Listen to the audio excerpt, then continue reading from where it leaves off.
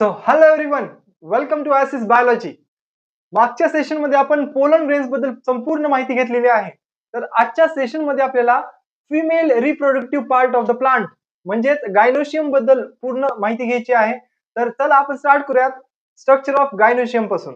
Gynoecium हे बघा, flower मधला हा जो गायनोशियमचा पार्ट आहे, जो आपण स्टडी केलेला होता, त्याची बेसिक इन्फॉर्मेशन आपण घेतलेली होती, त्याला आज आपण डिटेल मध्ये स्टडी करणार आहोत. गायनेशियम 3 पार्ट्सने बनलेला आहे. हा जो गायनेशियम तुम्हाला समोर दिसत आहे, हा या प्रॉक्सिमल रिजनला अटॅच असतो विथ द थॅलॅमस. हे तर आपल्या सगळ्यांना माहिती आहे. कशाला अटॅच असतो? थॅलॅमसला. आता या थॅलॅमस वरती हा गायनेशियम अरेंज केलेला आहे. हा 3 रिजन्सने बनलेला आहे, 3 पार्ट्सने बनलेला आहे. त्या 3 पार्ट्सला आपण काय म्हणतो? टॉप रिजनला म्हणजे 3 पार्ट्स मधल्या सगळ्यात वरच्या रिजनला आपण म्हणतो स्टिग्मा. ठीक आहे. पोलन ग्रेन जो आपण मागच्या लेक्चर मध्ये स्टडी केला होता, पोलन ग्रेन जो तयार झालेला आहे, तो पॉलिनेट झाल्यानंतर येतो आणि या स्टिग्मावरती लँड होतो. म्हणजे स्टिग्मा रिजन काय आहे, तर त्या पोलन ग्रेनची लँडिंग रिजन आहे, जिथे पोलन ग्रेन काय होतो? लँड होतो. ठीक आहे, लँडिंग एरिया म्हणू शकतो आपण. Area for pollen grain. Pollen grain साठी एक लँडिंग एरिया कोणता असेल तर स्टिग्मा. स्टिग्मा स्टिकी असू शकतो, हेरी रिजन असू शकतात. म्हणजे काय, स्टिग्माचं काम काय असेल? It traps the pollen grains. It traps the pollen grains. त्यांचं फंक्शनच आहे ते पोलन ग्रेन्सला ट्रॅप करणं. डिफरंट टाइप्स ऑफ स्टिग्मा आपल्याला पाहायला मिळू शकतात. चला आपण पहिल्यांदा बघूयात की हा जो स्टिग्मा रिजन आहे तो पोलन ग्रेनला ट्रॅप करण्याचं काम करतोय. आता उरलेला हा जो सिलेंड्रिकल रिजन आहे, याला काय म्हणायचं? स्टाईल. आता फिमेल पार्ट आहे म्हणल्यानंतर स्टाईल येणं गरजेचं आहे. स्टाईल नाही मारली तर कुठला फिमेल पार्ट असेल? त्यामुळं हा स्टाईल रिजन फिमेल रिप्रोडक्टिव्ह पार्टचा रिजन आहे. जिथे पोलन ग्रेन त्या स्टिग्मावरती लँड झाला त्यानंतर पोलन ट्यूब फॉर्मेशन होत असते. असं समजायचं की हा एक पोलन ग्रेन आहे. आता हा पोलन ग्रेन या स्टिग्मा रिजन वरती त्याने तो लँड केलेला आहे. आता इथून तो काय करेल? पोलन ट्यूब फॉर्म करेल. मग पोलन ट्यूब ज्या रिजन मधून एंटर होते त्या रिजनला आपण म्हणायचं स्टाईल रिजन म्हणायचं. काय म्हणायचं? Style region. म्हणजे या स्टाईल मधून तो काय करतो? पोलन ट्यूबला ओव्हरी पर्यंत पोहोचवतो. Third region of the female reproductive part that is called as ovary. आता ओव्हरी रिजन कोणता असेल? हा स्वोलन रिजन. हे बघा, खालचा जो हा स्वोलन रिजन दिसत आहे, हा स्वोलन रिजन कोणता, कशाचा आहे? ओव्हरीचा आहे. या फिमेल रिप्रोडक्टिव्ह पार्टचा सगळ्यात महत्वाचा रिजन कोणता असेल तर ओव्हरी. आता ओव्हरीचं फंक्शन काय आहे? ओव्हरी पुढे जाऊन फ्रूट फॉर्मेशन करते. जे काही फ्रूट आपल्याला नेचर मध्ये पाहायला प्लांटच्या किंवा या गायनेशियमच्या कोणत्या पार्ट पासून तयार झालेलं असतं, तर ते तयार झालेलं असतं ओव्हरी पासून. फ्रूट जे फॉर्म होतं ते कशापासून तयार होतं? ओव्हरी पासून तयार होतं. तर अशा पद्धतीने या फिमेल रिप्रोडक्टिव्ह पार्टचे 3 रिजन्स आहेत. एकाला आपण म्हणतो स्टिग्मा, एकाला म्हणतो स्टाईल आणि एकाला म्हणतो ओव्हरी. असे 3 रिजन्स आहेत. चला आपले काही टर्मिनॉलॉजीज आहेत किंवा different types of female reproductive parts कशा पद्धतीने प्रेझेंट असतात ते आपण एकदा बघून घेऊयात. पहिली टर्मिनॉलॉजी आहे मोनोकार्पिलरी. आता मोनो म्हणल्यानंतर आपले स्टुडंट्स लगेच सांगतात मोनो म्हणजे काय? सिंगल. ज्यांच्यामध्ये आता कार्पेल आपण म्हणलो होतो, गायनेशियमला सिंग्युलरली काय म्हणलं जातं? कार्पेल म्हणलं जातं. त्यामुळे इथे काय म्हणलेलं आहे आपण? मोनोकार्पिलरी. ज्या फ्लावर मध्ये फक्त सिंगल कार्पेल प्रेझेंट आहे, एकच कार्पेल प्रेझेंट आहे, त्या तशा पद्धतीच्या फ्लावरला आपण काय म्हणायचं?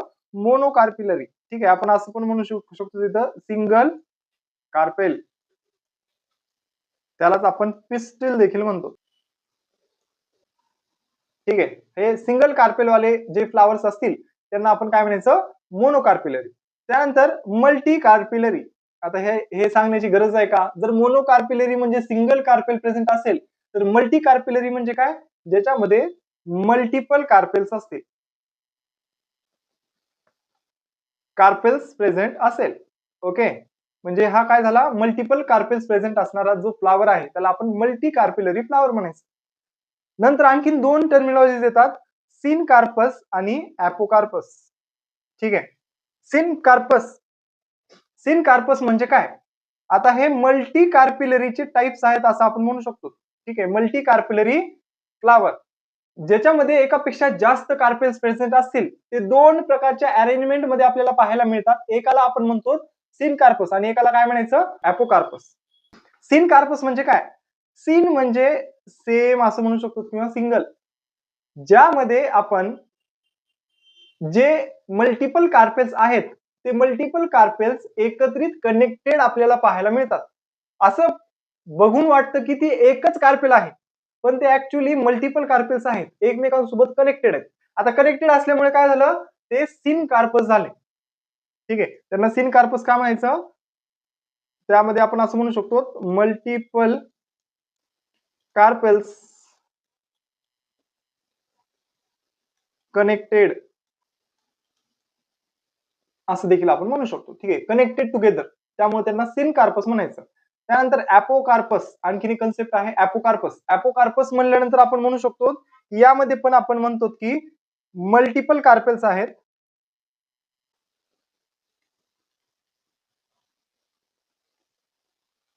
सेपरेट म्हणू शकतो. काय म्हणायचं?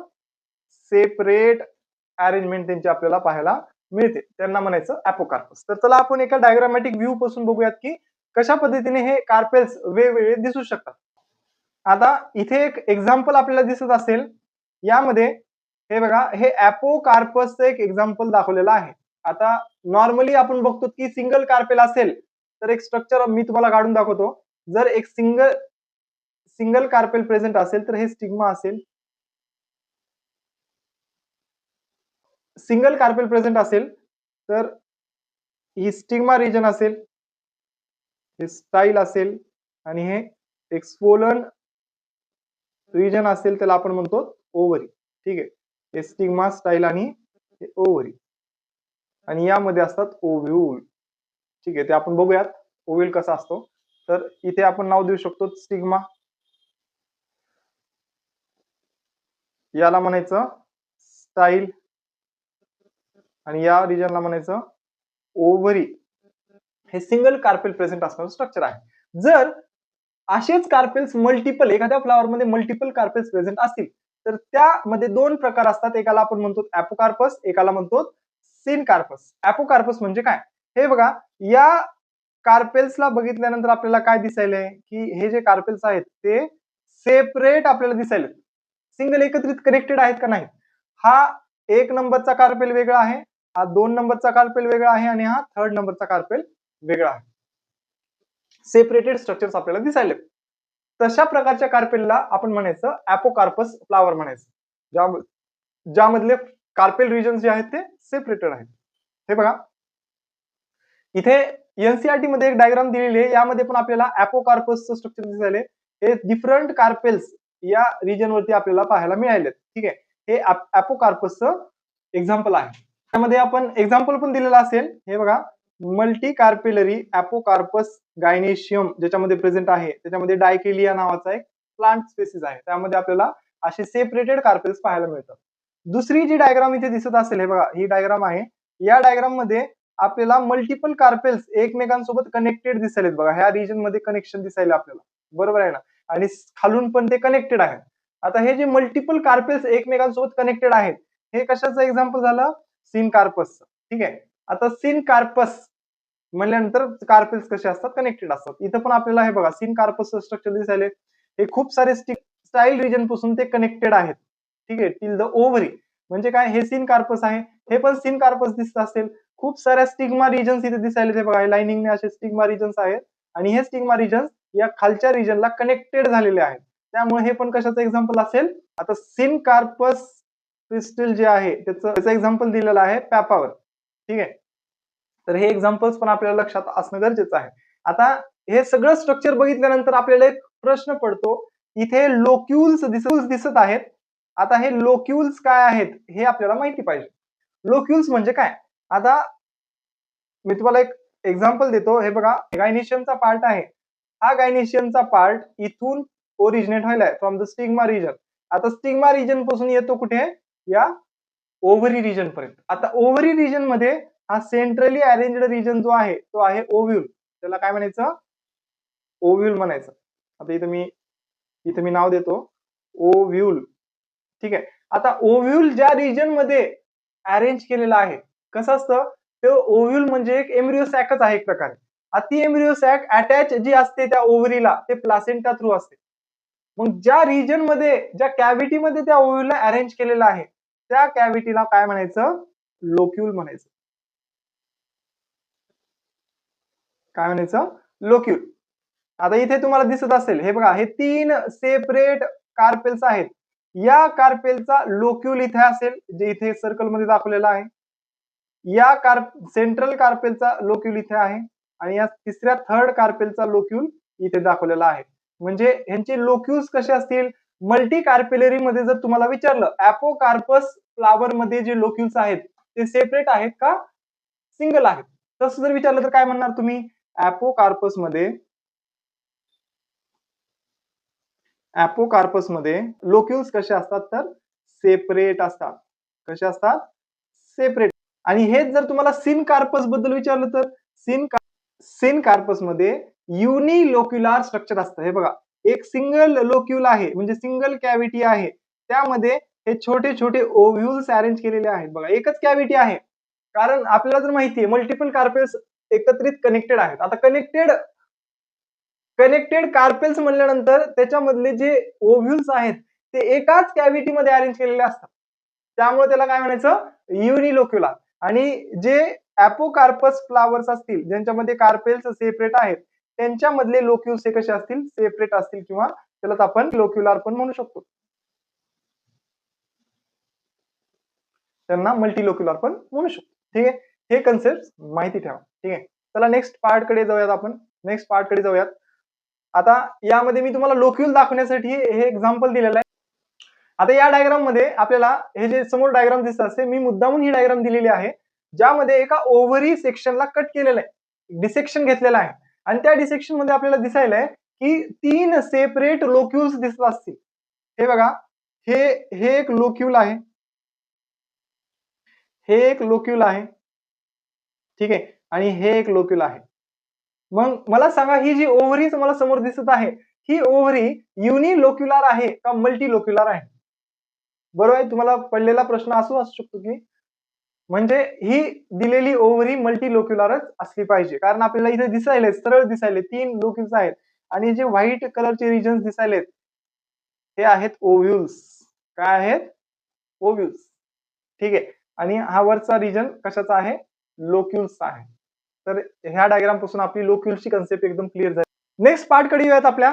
आता आपल्याला मेगास्पोरोजेनेसिस, आता हे बघा, आपण कार्पेलचं स्ट्रक्चर बघितलं, त्यामध्ये different types of carpels, single carpel present असेल तर 3 रिजन्स असतील, मल्टिपल कार्पेल्स असतील तर त्याच्यामध्ये आपण सिन कार्पस, अपोकार्पस या कन्सेप्ट पाहिल्या. सिन कार्पस, अपोकार्पस मध्ये लोक्यूल्स कसे अरेंजमेंट असतात, ओव्ह्यूल कसे अरेंज केलेले असतात, ही इन्फॉर्मेशन आपण पाहिलेली आहे. आता आपल्याला एक सगळ्यात इम्पॉर्टंट कन्सेप्ट बघायची आहे, त्याला आपण म्हणतो मेगास्पोरोजेनेसिस. काय म्हणायचं? मेगास्पोरोजेनेसिस. मागच्या लेक्चरमध्ये आपण मायक्रोस्पोरोजेनेसिस बघितलं होतं. मायक्रो म्हणजे छोटा, पोलन ग्रेन कसा असतो? छोटा असतो. आणि जे मेगास्पोर, ज्याला आपण फिमेल गॅमेटोफाइट म्हणतो, ज्याला ओव्ह्यूल देखील म्हणलं जातं, तो ओव्ह्यूल कसा असतो? साईजने जरा मोठा असतो as compare to the pollen grain.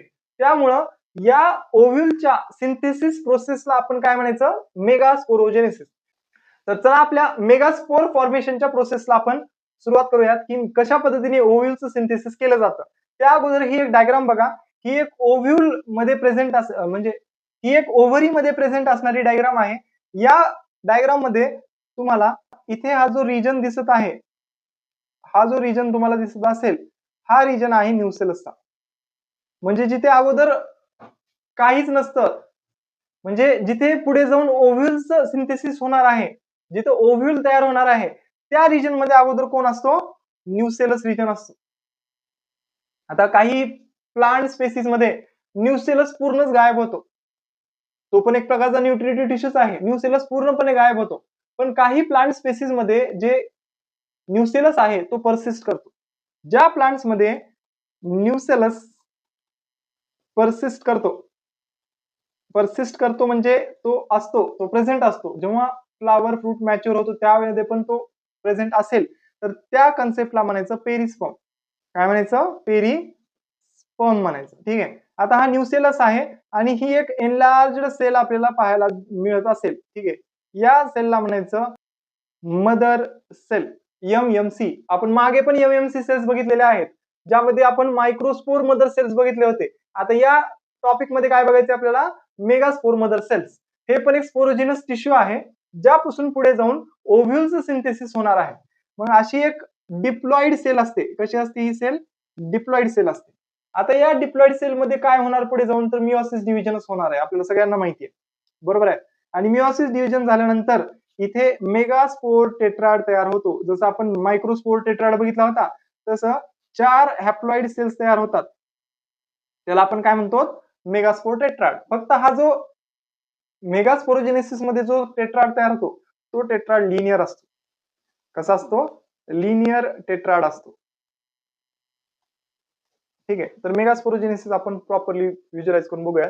Megasporogenesis definition आहे, ज्यामध्ये आपण सांगतो it is development of haploid megaspore from diploid megaspore mother cell through meiosis division. ठीक आहे, मिओसिस डिव्हिजनने आपण डिप्लॉइड मेगास्पोर मदर सेल पासून हॅप्लॉइड मेगास्पोर तयार करतो, त्या प्रोसेसला मेगास्पोरोजेनेसिस म्हणतो. आता यामध्ये मी तुम्हाला एक डायग्रामॅटिक व्हिज्युअलायझेशन करून दाखवतो, की आपण असं समजूयात की ही एक सेल आहे, या सेलला आपण काय म्हणायचं, मेगास्पोर मदर सेल. ही जी सेल आहे याला काय म्हणायचं आपण, मेगास्पोर मदर सेल. मेगास्पोर 10 मिनिटात करतो. आता ही मेगास्पोर मदर सेल मध्ये, या मेगास्पोर मदर सेल मध्ये मिओसिस डिव्हिजन होते आणि यापासून 4 सेल्स तयार होतात. आपल्या सगळ्यांना माहिती आहे, मिओसिस डिव्हिजन झाल्यानंतर डिप्लॉइड सेल पासून कशा सेल्स तयार होत असतात, हॅप्लॉइड सेल्स तयार होतात.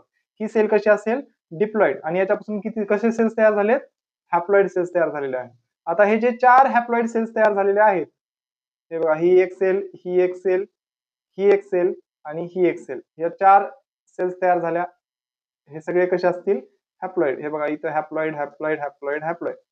यातल्या 3 सेल्स डिजनरेट होतात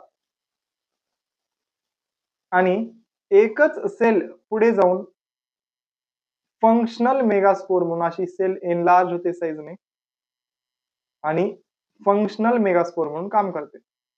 काय म्हणजे निसर्गाला यांनी 3 सेल्सला डिजनरेट करून टाकलं आणि एकाच सेलला ऍज अ फंक्शनल मेगास्पोर म्हणून त्यांनी कामाला लावलं. आता हे फंक्शनल मेगास्पोरच पुढे जाऊन काय तयार करेल, ओव्ह्यूलचं सिंथेसिस करेल.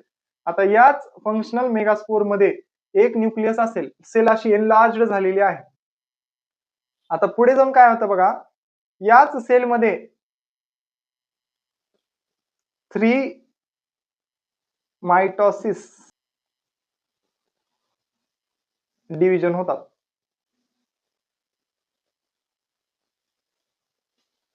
आणि ते पण कसे होतात, न्यूक्लिअर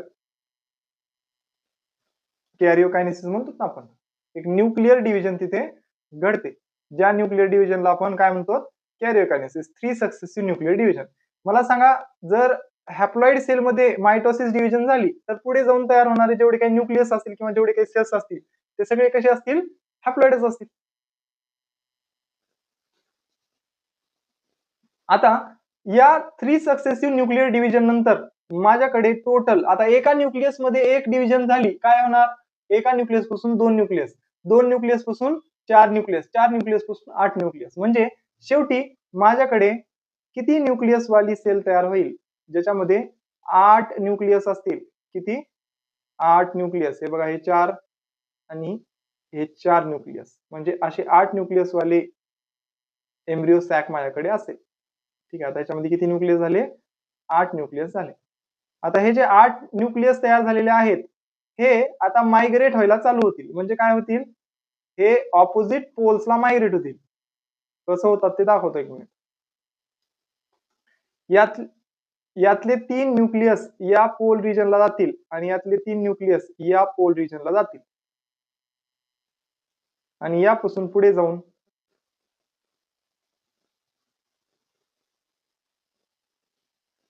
असे 3 न्यूक्लियस या रिजनला दाखवायचे, 3 न्यूक्लियस या रिजनला दाखवायचे. आणि 2 न्यूक्लियस सेंटरला दाखवायचे. या न्यूक्लियस मध्ये पुन्हा वॉल फॉर्मेशन होईल आणि या रिजनला 3 सेल्स तयार होतील. खालच्या रिजनला 3 सेल्स तयार होतील आणि सेंट्रली एकच 2 न्यूक्लियसला एकच वॉल फॉर्मेशन होईल आणि एकच सेल तिथे तयार होईल. ठीक आहे. आता इथं वेगवेगळ्या सेल्स तयार झालेल्या आहेत. अशा पद्धतीने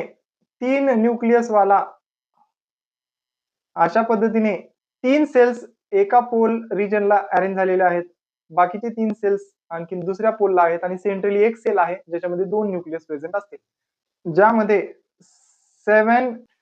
7 सेल 8 न्यूक्लिएट स्ट्रक्चर.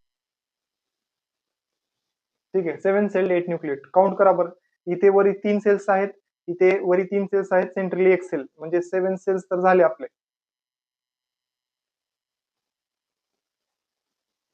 म्हणजे 7 सेल स्ट्रक्चर तर तयार झालं. न्यूक्लियस काउंट करा. इथे 3 न्यूक्लियस, इथे 2 न्यूक्लियस, इथे 3 न्यूक्लियस, म्हणजे टोटल 7 सेल आणि 8 न्यूक्लिएट स्ट्रक्चर तयार होतं. ठीक आहे. हे मायक्रोस्पोरोजेनेसिसचा पाथवे आहे. कशा पद्धतीने एका डिप्लॉइड सेल पासून एक हॅप्लॉइड मेगास्पोर तयार होतो. याच स्ट्रक्चरला आपण काय म्हणायचं? मेगास्पोर म्हणायचं. काय म्हणायचं? मेगास्पोर. त्यालाच आपण काय म्हणतो? मेगास्पोर. हाच काय आहे तर ओव्ह्यूल. ठीक आहे. इथं प्रॉपर तुम्हाला स्ट्रक्चर दिसत असेल. हे बघा असे न्यूक्लियस डिवाइड होतात आणि यामध्ये 3 न्यूक्लियस खालच्या रिजनला येतात, ज्याला आपण एका पोलला येतात त्याला आपण अँटीपोडल सेल्स म्हणतो. तिथे 3 सेल्स एका दुसऱ्या रिजनला अरेंज होतात. इथं प्रॉपर व्हिज्युअलायझेशन दिसायले. हे 3 सेल्स कोणते आहेत? अँटीपोडल सेल्स. या खालच्या साईडला 2 सेल्स तयार होतात. त्या 2 सेल्सला आपण सिनर्जिड्स म्हणतो. काय म्हणतो? सिनर्जिड्स. आणि या 2 सेल्सच्या मध्यभागी एक सेल असते बघा, इथे वरच्या बाजूला दिसायली. या सिनर्जिड्स मध्ये लपून बसलेली सेल आहे. तर लपून बसलेली आहे म्हणजे नक्कीच कोणती सेल असेल तर ती एक सेल असेल, ज्याला आपण फिमेल गॅमेट म्हणतो. बघा फिमेल गॅमेटला किती प्रोटेक्शन मध्ये ठेवलेला आहे. त्यांनी फिमेल गॅमेटला एवढ्या मध्यभागच्या रिजन मध्ये ठेवलेला आहे.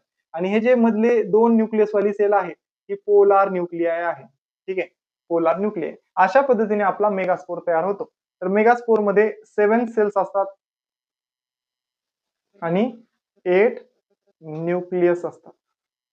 संपूर्ण माहिती आहे आपल्या मेगास्पोर बद्दल, ज्यालाच आपण फिमेल गॅमेटोफाइट म्हणतो. ज्यामध्ये 7 सेल्स आहेत. त्या 7 सेल्स मधली एक सेल आहे ज्याला आपण फिमेल गॅमेट म्हणतो. म्हणजे त्या एक सेलच्या प्रोटेक्शन साठी एवढ्या सेल्स तिथे अवतीभोवती आहेत. पोलन ग्रेनला काय करायचंय? ज्या प्लांट पासून तो पोलन ग्रेन निघालेला आहे त्यातला मेल गॅमेट जो तयार होणार आहे, त्या मेल गॅमेटला या फिमेल गॅमेट पर्यंत पोहोचायचंय. खूप मोठी जर्नी आहे.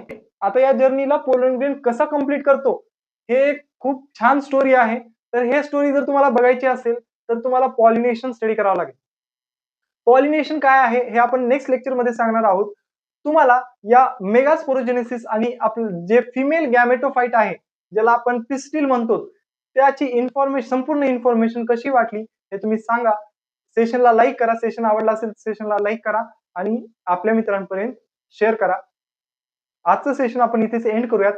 थँक्यू.